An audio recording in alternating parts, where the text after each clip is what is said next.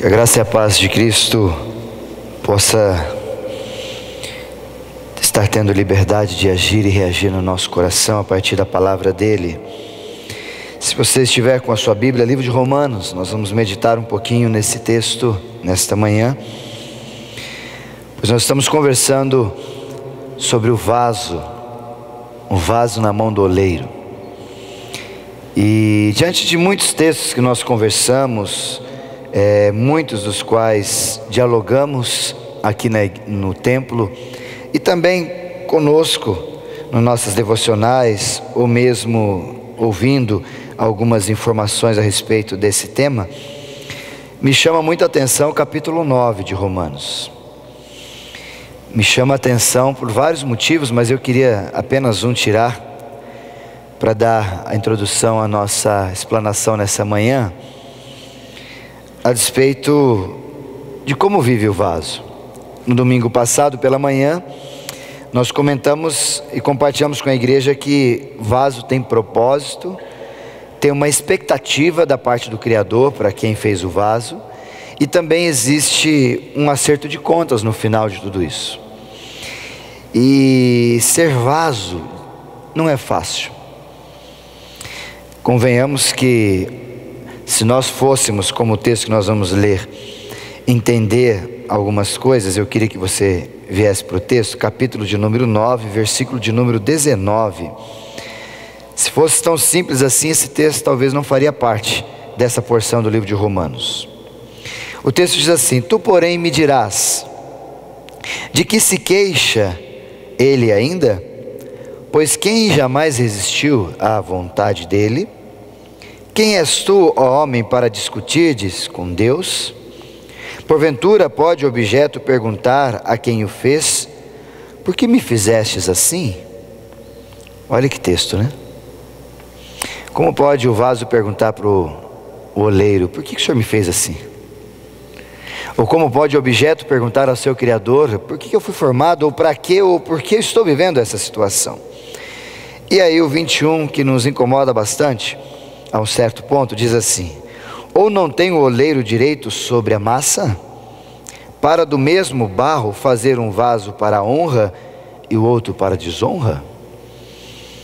Esse texto me incomodava muito quando eu lia, porque na perspectiva talvez de muitos de nós olhamos para esse texto e perguntamos: poxa, e fazemos uma certa interpretação ou coincidência, ou juntamos com outros textos e chegamos à conclusão de que, poxa, Deus me fez vaso para desonra, ou Deus lhe fez vaso para honra.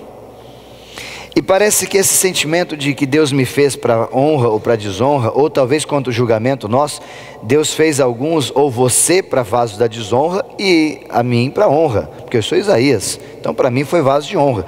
Agora você, eu não sei, então para você é vaso de desonra. E aí nós começamos a dialogar sobre isso, e eu me perguntei, olhando para esse texto, esses 3 versículos, por que Paulo, o autor de Romanos, em toda essa discussão, conversando, a que ponto chegou uma situação dessa? A de repente ele ser indagado, Paulo desafiar a igreja de Romanos, a perguntar ou a colocar para eles essa questão: por que vocês perguntam para o Criador o que ele fez, por que ele fez assim? Que petulância é essa nossa de tentar dialogar com Deus? E aí a minha resposta há um ponto para essa indagação toda, é que às vezes nós nos sentimos vasos de desonra, não sentimos? De desonra não pelo fato de estar desonrando Deus, mas talvez desonra por às vezes viver momentos onde nós não encontramos paz, onde nós não encontramos alegria, não conseguimos entender onde Deus está no meio dessa situação. Como por exemplo, às vezes quando nós olhamos para a palavra de Deus e o texto diz que todas as coisas cooperam para o bem daqueles que amam. Aí a pergunta é: mas como que isso pode cooperar para uma coisa boa na minha vida? Não pode ser verdade, eu devo ser um vaso de desonra. Ou talvez em outras situações complicadas da vida onde nós nos encontramos, e essas situações elas vêm ao nosso encontro, e nessa situação nós questionamos: Senhor, por quê? E dialogamos e falamos. Aí a questão, Paulo vem trazer para nós: Por que a gente faz isso? Mas a questão é que às vezes nós não conseguimos compreender que dias difíceis fazem parte da nossa vida. O grande problema, eu creio que o pressuposto de tudo isso é que a gente se esquece, e quando aceitamos a Jesus, ou quando estamos em uma igreja, ou talvez condicionados a uma estrutura religiosa, nós talvez no salvo-conduto entendemos que nós não passamos por dificuldades, e que o irmãozinho de lá passa por dificuldade, mas eu não, porque ele é vaso de desonra e eu sou de honra. Talvez o irmãozinho de lá, ele é um irmão complicado, porque ele não está na igreja presbiteriana independente do Brasil, inclusive na de Sorocaba, na primeira, por isso que ele passa por esses momentos difíceis. Ou talvez qualquer outra afirmação que você quiser fazer. Às vezes nós colocamos achando que o dia, o momento, uma situação complicada nunca vai nos assolar. E eu sinto muito em te dizer, mas nós vamos viver dias maus. Mesmo quanto vaso na mão do oleiro, nós vivemos dias ruins. Se você olhar para a palavra, tanto Isaías quanto o profeta Jeremias, em algumas explanações a respeito do povo de Israel, ele diz que o Senhor, quanto oleiro, ele pega o vaso e às vezes ali ele mexe tudo no vaso e quebra o vaso às vezes e traz o vaso de novo e faz ele de novo. Às vezes na formação mesmo amassa e volta, dizendo para nós que às vezes ser vaso também não é fácil, porque a vida nos reserva algumas coisas bem diferentes, reserva algumas notícias que não são das melhores. Por exemplo, hoje pela manhã e ontem, hoje à tarde, melhor e ontem, alguns dos nossos jovens da igreja fizeram o Enem. E eu conversando uma semana com um dos jovens, e aí, como é que tá? Preparado para o Enem? Ele disse, vai ser um dia terrível. Vai ser um dia duro demais, sábado e domingo, porque eu vou ter que fazer essa prova do Enem, né? E ele usou duas expressões que me chamaram a atenção. A primeira, Enem é do inferno. Porque para o jovem deve ser terrível fazer a prova do Enem, inclusive para quem não estudou, né? Para quem não sabe o que fazer lá na prova. E a segunda, ele disse, domingo vai ser um dia terrível, vai ser um dia mau para mim. Aí eu fui conversar e entender por que ele disse isso. É porque não estudou, não se preparou, esqueceu que a prova do Enem era esse final de semana, né? Tão preocupado que estava pela qual. E aí está fazendo a prova, fez ontem, não sei como foi, vai fazer hoje, então não sei como vai sair. Mas para um jovem no tempo de hoje, talvez um dia terrível, um dia mau seria o dia de hoje, o dia que nós estamos vivendo. Ou talvez para você, o dia ruim é aquele dia onde a gente perde o nosso filho, um ente querido. Onde ontem no culto de celebração dos pequenos grupos, se me permite, Ju, a celebração foi no fundo ali, foi maravilhoso. Quem não veio perdeu, foi sensacional. Foi um dia, uma noite de festa, de muita alegria, de muitas surpresas, mas muita alegria. E uma das surpresas foi que a Juliana com seu esposo Anderson estavam conosco, estão participando do pequeno grupo. E para alguns que sabiam, ou quem não sabe, a informação simples é essa: a Juliana, alguns meses atrás, ela com o Anderson perderam uma filhinha, né, Ju? E ao perder essa filhinha, talvez esse sentimento aconteceu contigo, né, Ju? Um dia terrível. E agora, como entender tudo isso? Teve acompanhamento, graças a Deus, de muitos da igreja. A igreja se colocou à disposição. Fomos lá, conversamos. Vários irmãos acompanharam várias vezes. E ontem ela veio trazer um testemunho visível, né? Um testemunho de prova real.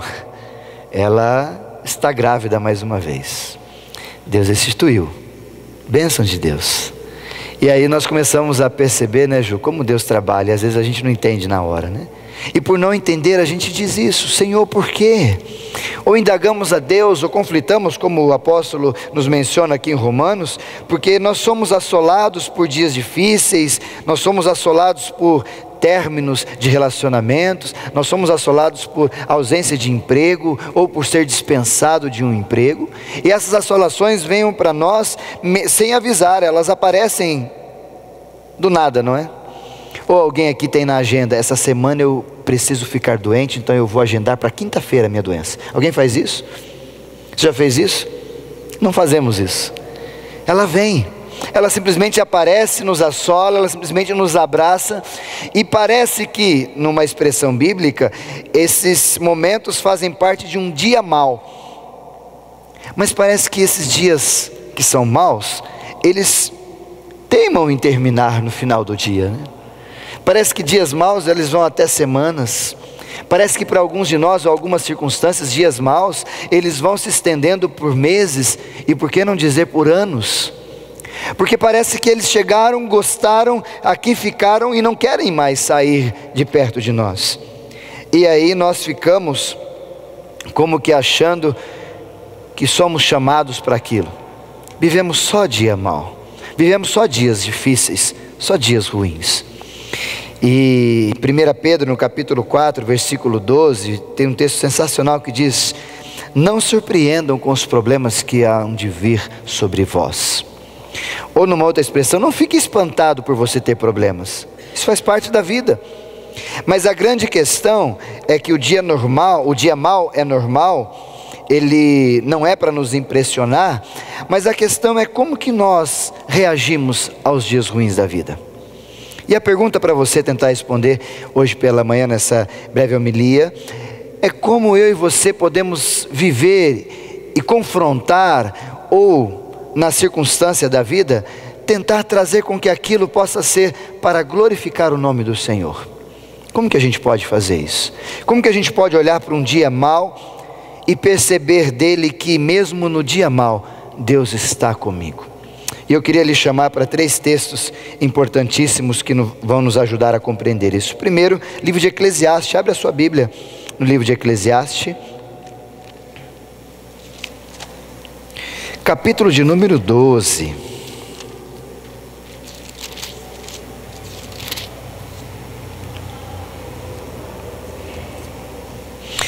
Vou ler apenas o versículo de número 1, você já o conhece.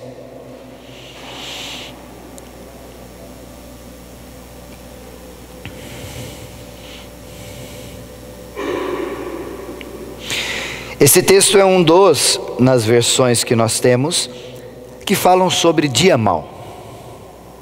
Nesse em especial ele diz maus dias. Capítulo 12, versículo 1. Confira na sua Bíblia se no finalzinho dele não está essa expressão, maus dias. Ou talvez, numa expressão que eu tenho, cheguem os anos ruins. Aqui talvez nessa expressão ou nessa versão, o autor estava com os dias maus mais prolongados, né? Então de colocar mês ele colocou ano. Ele fez com que os anos fossem terríveis. Mas olha o texto, capítulo 12, versículo de número 1. Lembra-te do teu Criador nos dias da tua mocidade, antes que venham os maus dias e cheguem aquele tempo nos quais você vai dizer: não tive neles prazer. Antes que se escureça o sol, a lua, as estrelas do esplendor da tua vida, e tornem a vir as nuvens depois do aguaceiro. No dia em que tremerem os guardas da casa, os teus braços se curvarem, os homens outrora fortes, as tuas pernas, e se cessarem os teus moedores da boca, por já serem poucos, e se escurecerem os teus olhos nas janelas, os teus lábios, quais portas da rua se fecharem, no dia em que não puderes falar em alta voz, te levantares a voz das aves, e todas as harmonias, filhas da música, te diminuírem, como também quando temeres o que é alto, e te espantares no caminho, e te embranqueceres como flores e amendoeira, e o gafanhoto te for como um peso, e te perecer o apetite, porque vais à casa eterna, e aos pranteadores andem rodeando pela praça, antes que se rompa o fio de prata, se despedace o copo de ouro, se quebre o cântaro junto à fonte, se desfaça a roda junto ao poço, e o pó volte à terra como era, e o espírito volte a Deus que o deu. Vaidade por vaidade, diz o pregador, tudo é vaidade. Esse é um texto que fala da brevidade da vida. Ele mostra para nós claramente que a vida é assim, ó, vai embora. Esse texto é usado, inclusive o versículo número 7, muito em velórios. onde nós ali dizemos o que está no versículo 7, o pó volte à terra que o era, e o espírito volte a Deus que o deu. Mas para chegar no final, que é usado sempre para velório, há sempre uma vida, há uma estrutura, e o pensador aqui, o nosso querido sábio, ele nas suas expressões, ele dá algumas dicas para nós, muito interessantes, para que eu e você possamos entender. E ele começa essas dicas falando dos dias maus. E eu queria lhe colocar, para você tentar entender, a primeira consideração para nós nesta manhã, é que para eu viver tranquilamente, ou saber viver o dia mau, eu preciso viver todos os dias bem, para que quando o dia mau chegar, ele passe despercebido. Eu vou repetir. Para eu viver o dia mau, ou conflitar com ele, de forma que ele não vai me causar tão mal, eu preciso viver todos os dias de forma muito boa, ao ponto de que quando o dia mau chegar, ele vai passar despercebido. O que está isso no texto? Eu vou te mostrar. A sugestão do texto, no versículo 1, no versículo 2 e exatamente no versículo 6, uma palavra se repete: antes. Correto? No versículo 1, no versículo 2 e no versículo 3. Lembra-te do teu Criador nos dias da tua mocidade, antes que venham os dias maus. No versículo 2, antes que se escureça o sol. E no versículo 6, antes que se rompa o fio de prata. Essas três expressões equivalentes, elas nos dão uma ideia e podem corroborar para nós, eu e você, pensarmos o que aquilo do Salmo 118, versículo 24 nos ensina sempre. Este é o dia que o Senhor fez, regozijemo-nos e alegremo-nos nele. Essa é a dica do salmista. Mas o grande problema é que nós esquecemos dessa palavra antes, e para viver o dia que é bom, nós esquecemos. Nós começamos a viver o dia bom quando as coisas já estão para trás. Nós começamos a lembrar de viver a nossa adolescência quando já somos jovens. Ou nós esquecemos ou lembramos de viver a nossa juventude só quando já somos adultos. E aí acabamos sendo rodeados por algum tipo de remorso, daquela ideia: ah, se eu pudesse fazer, ah, se eu tivesse tempo, ah, se eu isso, ah, se eu aquilo. E começamos a viver uma espécie de remorso, porque nos dias que tivemos oportunidade de fazer, não fizemos. E o autor aqui, não só do Salmo de 118, versículo 24, mas também de Eclesiastes 2, eles nos sugerem, para que eu e você possamos tomar nota a viver os momentos bons da vida antes que se escureça, antes que os maus dias apareçam, antes que o fio se rompa e eu e você vamos para uma melhor, creio eu. O problema é que às vezes nós não sabemos a contar os nossos dias, como o livro de Salmo, capítulo 90, versículo 12 nos ensina. A gente não aproveita o dia que a gente está vivendo. E isso se dá conta pelo fato simples e único de que às vezes nós acordamos e esquecemos de falar com o Criador, dizendo: Senhor, obrigado pela noite que tive. Você já pensou? Essa semana tivemos uma noite muito chuvosa, não foi? Pelo menos em casa, lá no dia do jogo do São Paulo, que o São Paulo não entrou em campo, né? Diga-se de passagem, contra o Santos. Tudo bem, abre aspas e fecha aspas, me perdoe. Acabou a energia em casa, choveu muito forte naquela quarta-feira, e eu olhava alguns lugares na internet, porque a única coisa que ficou funcionando é o celular, porque ainda tinha bateria. Então eu ficava no celular acendendo, olhando para a esposa e tentando ver o resultado do jogo. 1-0, falei: oh meu Deus, como assim? Aí 1-1, aí é uma pessoa conversando no WhatsApp comigo de São Paulo, e eu falei: qual que está o placar do jogo? Ela falou: está 2-1 para o Santos. Falei: ainda bem que eu estou sem energia em casa para assistir, né? Porque não perdi tempo de assistir esse jogo. Mas eu conversava com a minha esposa e a gente pensava, e aquele vento forte, entrou água no apartamento, e pela janela a gente fechando entrava. Eu falei, aí a gente conversando, e já comentei com a minha esposa: quantas pessoas nessa noite não tem uma casa para morar? Ou talvez até tenha uma casa, mas a casa não está tão estruturada como a nossa, e essa água já está adentrando e alagando todo mundo. E logo já me veio orar pelas pessoas lá de Santa Catarina, Rio Grande do Sul. Vocês viram como é que estava lá? E aí nós olhamos para toda essa situação, acordamos de manhã e não aproveitamos para dizer: Senhor, obrigado pela noite de descanso que eu tive. Obrigado pela oportunidade de acordar mais um dia. Obrigado, Senhor, porque esse dia lindo que o Senhor me deu, ele começou quando eu estava dormindo, quando eu estava descansando, e na expectativa de que o Senhor o fez com carinho para mim, me ensina a aproveitar todo o momento desse dia. Deveria ser assim a nossa oração. Mas a grande dificuldade que nós vivemos é que às vezes nós passamos por situações difíceis, e aquelas situações difíceis do ontem acabam nos roubando o privilégio de viver o momento maravilhoso que o hoje nos oferece. E eu queria lhe dar esse desafio nesse primeiro momento, passando para o segundo. A gente precisa, para aproveitar o dia maravilhoso que Deus tem nos dado, é começar bem, e começar bem é começar com Ele. Começar bem, começar com Ele é começar logo pela manhã, agradecendo, nos colocando à disposição e dizendo: Senhor, quais são os teus planos para mim nessa manhã? Porque nós invertemos, né? Senhor, hoje eu tenho tantas coisas para fazer, eu queria que o Senhor me abençoasse. Talvez Deus poderia olhar para nós e dizer: mas e os meus planos para ti? Quando nós vamos fazê-lo acontecer?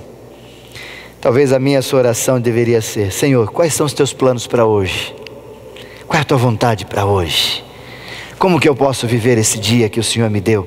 Como que eu posso saber contá-lo? E na soma deles, acrescentar dizendo: até aqui o Senhor tem me ajudado.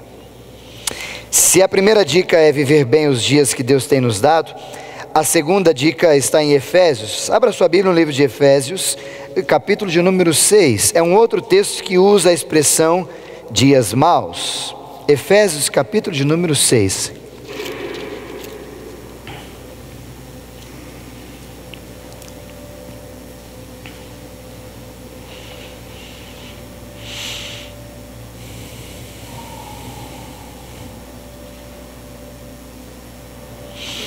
Olha que interessante, capítulo 6, versículo de número 10 em diante. Mais uma dica para nós: como que eu posso resistir, ou como que eu posso viver quando o dia mau chegar? A primeira é: viva os dias maravilhosos. Entenda que todos eles são maravilhosos, e quando o dia mau chegar vai passar despercebido. A segunda dica está no livro de Efésios, capítulo de número 6, versículo 10 em diante. Como aqui nós temos do versículo 10 até o versículo 20, nós temos toda a proposta e explanação sobre a armadura de Deus. E você sabe, esse texto não o lerei completo, mas você sabe que todo ele aqui vai nos colocar em conformidade com a palavra de Deus. Mas eu queria lhe chamar a atenção para o versículo 13. Portanto, tomai toda a armadura de Deus, toda a armadura, não é um pedaço, não é aquilo que me é conveniente, é toda a armadura de Deus, para que possais resistir, quando? No dia mau. E depois de ter desvencido tudo, permanecer inabaláveis. A dica aqui do texto, para que eu e você vivamos e possamos no dia mau resistir, além de vivê-lo, resisti-lo ao ponto de passar por ele e dizer: passaram-se as águas, ou ao ponto de dizer: o deserto ficou para trás, ou ao ponto de dizer: ufa, agora eu posso respirar.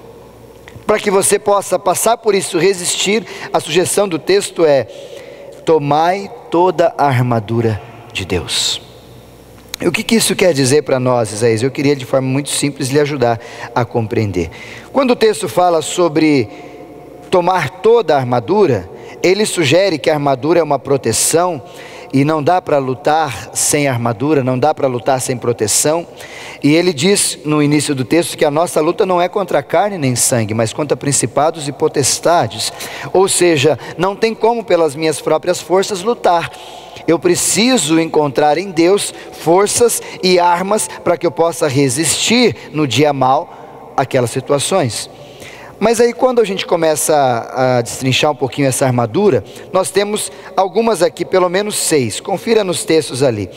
A primeira armadura que ele diz: cingir-vos para vestir da verdade e justiça. Cingir e vestir. A segunda armadura, ou a segunda peça da armadura: calçai os pés. Ele diz.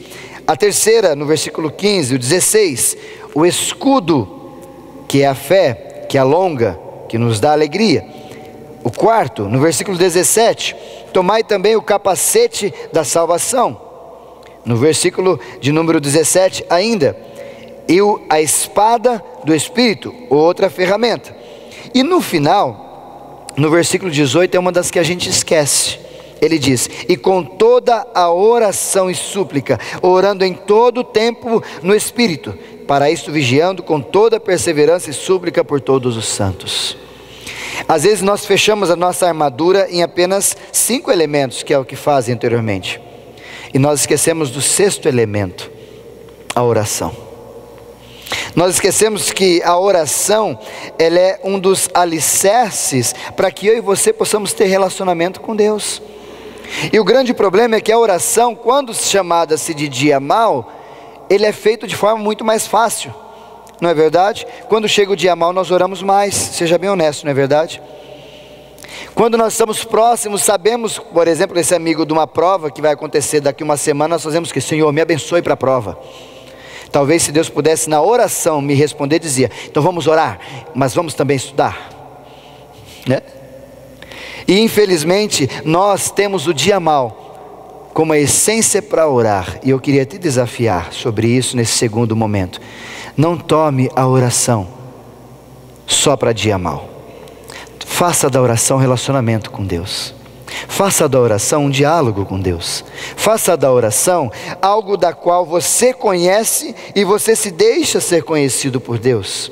Faça da oração momento, como Jesus próprio nos ensina na palavra, onde eu e você poderemos chegar ao nosso quarto secreto, e ali em secreto Deus já conhece o nosso coração, já sabe, e ali abrir o coração e dizer: Senhor, a situação é essa.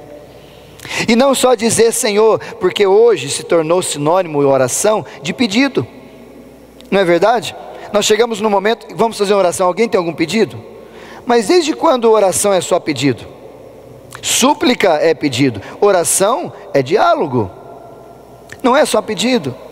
Mas por causa de se tornar, parece que na nossa mentalidade só pedido, o que nós fazemos? Só pedimos, e só pedimos quando os dias maus se aproximam. E a sugestão para nós é simplesmente orar em todo o tempo. E a palavra que ele diz: com toda oração e súplica, orando em todo o tempo no Espírito. E para isso, vigiando com toda perseverança e súplica por todos os santos. Ou seja, oram por os outros também. Ah, mas eu estou ótimo, então ora pelos outros. Por todos que você puder. E tem uma frase, eu queria finalizar em segundo e partir para a conclusão, do Spurgeon, que ele diz assim: nós devemos orar quando temos o desejo de orar, porque seria pecado a gente desperdiçar tão grande oportunidade. Nós devemos orar quando não temos vontade de orar, porque seria perigoso ficar numa condição tão arriscada, sem oração. E por último, mas não menos importante, Mateus capítulo de número 6. Se você puder abrir ali um outro texto que fala sobre o dia mau, e aqui nós vamos encerrar a nossa explanação nesta manhã. Mateus capítulo de número 6.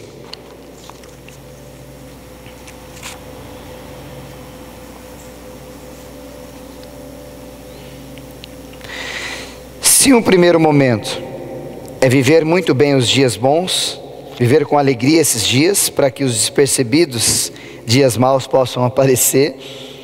A segunda é para que você tenha integralidade no relacionamento com Deus, inclusive através da oração. O terceiro momento, como terceira dica que eu queria lhe dar, está no capítulo 6, versículos de número 33 e 34. Buscai, pois, em primeiro lugar o reino de Deus e a sua justiça, e todas essas coisas vos serão acrescentadas. Aí o versículo 34. Portanto, não vos inquieteis com o dia de amanhã, pois o amanhã trará os seus cuidados. Basta cada dia o seu próprio mal. Olha o dia mal de novo aí. Olha a palavra dia mal de novo. A terceira dica que eu quero lhe dar, meu querido, e ela corrobora com o versículo de número 33, é que o dia mal, a gente não tem força ou não consegue dialogar com ele ao ponto dele ser bênção para nós, ou olhar para ele e ver que Deus continua operando, ver que Deus continua agindo, ver que Deus continua ao nosso lado. É muitas vezes porque nós invertemos as ordens de prioridades. Como assim? O versículo 33 nos ensina, se você olhar bem claro para ele: buscai, pois, em primeiro lugar o reino de Deus e a sua justiça, e as outras coisas serão acrescentadas. E a proposta do texto para nós, o próprio Jesus dizendo que há uma confusão muitas vezes de conflito de dias, não só de dias, mas de prioridades. Porque se você olhar no texto, a partir do versículo 25, o tema todo, ou o contexto dessa expressão que nós lemos do versículo 33, fala sobre ansiedade, fala sobre a solicitude pela vida, fala sobre o desejo de querer fazer as coisas e ficar preocupado em fazer, e fazer, e fazer. É o que a gente faz, é a nossa própria realidade. E aí vem o próprio Jesus dizendo: querido, os gentios é que procuram estas coisas. Versículo 32, o vosso Pai Celeste sabe que necessitais de todas elas. Ou seja, se você tem a certeza de que Deus te conhece, sabe quem você é por causa da oração, e você tem vivido, experimentado isso nos dias maravilhosos que Deus tem te dado, sabendo contá-los, o que nos resta é buscar em primeiro lugar o reino de Deus. Fala: Senhor, Tu és prioridade na minha vida, Tu és prioridade na minha vida. E tem uma canção de um quarteto que eu gosto que diz assim: se Ele não for o primeiro, Ele não serve para estar em lugar nenhum mais. Ah, mas Deus é segundo lugar na minha vida. Meu querido, esse Deus da qual a palavra menciona não serve para ser segundo lugar. Ou Ele é primeiro, ou Ele é no lugar nenhum. E infelizmente, com o passar do dia, da correria, nós acabamos que colocando em Deus segundo lugar. Mas como que isso acontece? Vou lhe dizer: quando o tempo que nós damos para Deus é aquele que sobra. Opa, sobrou um tempinho, vou orar. Por que sobrou um tempinho, vou orar? Você gostaria que se eu dissesse para você: ah, você não está fazendo nada em casa, sobrou um tempinho, eu vim aqui te ver. Ah, legal. É como talvez a gente fala assim, sem perceber, né? Viu, você não quer comer? Eu vou jogar fora aqui, vai sobrar, eu vou jogar fora. Você não quer comer? Ou seja, você e o lixo são equivalentes agora. Você viu como é que é duro a gente falar isso? A gente não se atenta. E a gente fala às vezes isso para Deus: Senhor, tempo sobrou. Ou talvez dinheiro: ah, se não me faltar hoje, esse mês eu dou dízimo, eu dou uma oferta. Ou talvez: ah, se não me der trabalho, eu vou lá e faço alguma coisa para a igreja, eu dou o meu talento, o meu dom, alguma coisa assim, se não me custar nada. Agora, se começar a mexer na minha estrutura profissional, deixa de lado. Ou talvez a própria presença: ah, se eu não tiver nada para fazer, eu vou lá na igreja. Quando nós deveríamos colocar não só a igreja, mas acima de tudo o relacionamento com Deus, sempre quanto prioridade para mim e para você. E eu concluo perguntando para você: meu querido, como é que tem sido o seu relacionamento com Deus? Ele é prioridade para você? Ah, Isaías, claro que é, mas não de forma assim falada, né? Ou verbal. De fato Deus é prioridade na sua vida como atitude? Nós ouvimos Ele, nós obedecemos a Ele. Deus de fato é o oleiro e nós somos o vaso? Infelizmente nós invertemos as coisas. E a palavra de Deus, o último texto que eu quero finalizar, Salmo de número 30, versículo 5. O choro pode durar uma noite, mas a alegria vem pela manhã. Essa é uma declaração de amor de Deus para nós, dizendo que se você está hoje vivendo um dia mal, ou passando por uma situação difícil, que Ele faz às vezes confrontar a sua própria existência, sinto em dizer, isso faz parte da vida. Mas também gostaria de lhe dizer, como a palavra do Senhor nos autoriza a fazer: dia mal tem fim. Dia mal tem começo, meio, mas também tem fim. Dia mal tem hora para acabar. E além do dia mal acabar, Deus tem reservado muito mais dias maravilhosos para você do que dia mal. Mas dia mal faz parte da nossa vida. Por isso, meu querido, eu queria lhe desafiar a não se esquecer. Vive intensamente cada dia, para que quando o dia mal vier, ele passe despercebido. Relacione-se com Deus de forma integral, inclusive pela oração, em todo o tempo todo. E por último, faça de Deus sempre prioridade na sua vida, que o mais Ele sempre vai fazer por nós. Amém? Deus abençoe. Vamos cantar, vamos nos colocar em pé nesse instante. Nós vamos cantar um hino. Escolhemos esse hino, pois ele é bem antigo, mas ele é muito gostoso de cantar. né? Faz tempo que não cantamos ele, né, Alex? Vamos cantar em pé, glorificando, adorando o nome do nosso Senhor. Cantemos juntos.